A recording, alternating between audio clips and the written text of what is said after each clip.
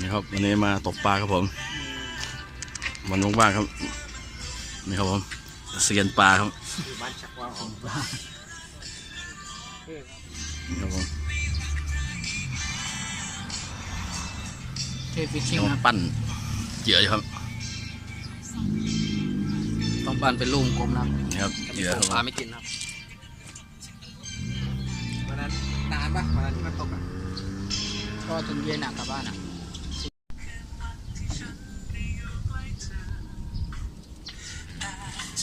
มดซื้อมาโกเมื่อกี้ฟิวไปนู่น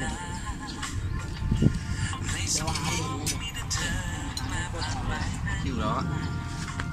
การเชิญน้ำเยอะไปหน่อย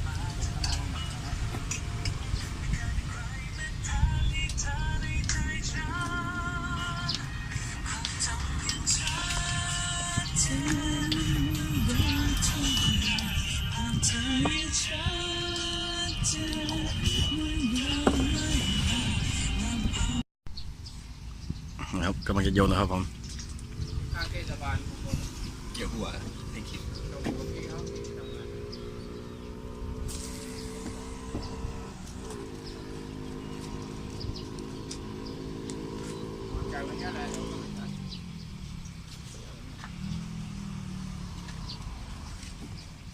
ได้ไปไหนมีไฟแช็กเนี่ยเกมมีไฟแช็กนั่งที่ซุ้มยังไฟแช็กพี่ครับ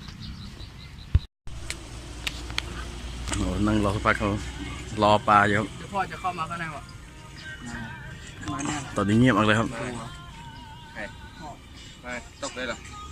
เขาจะเข้ามาดูเข้ามาดูแป๊บนึงแล้วเขาจะไปร้านตอนนี้ยังเงียบอยู่ครับผมยังไม่ได้สักตัวเลยครับนี่ครับบรรยากาศ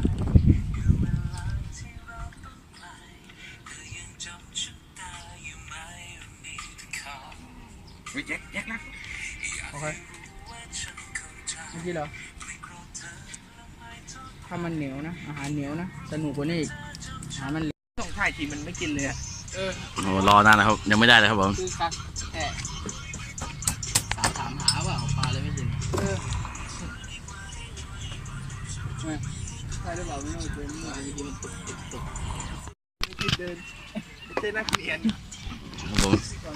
นั่งรอกันไปครับอันนี้หรือเปล่าน้ำมันเนี่ยอีกนานครับผม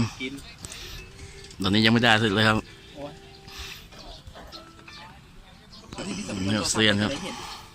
ปลาใต้น้ำมีปลาวันนี้อากาศก็ร้อนครับผมเยอะหมดแล้วมั้งแจ็ค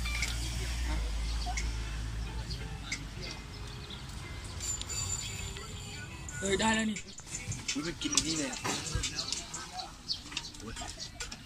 กินเวทงอเลยเว้ยดูบรรยากาศครับ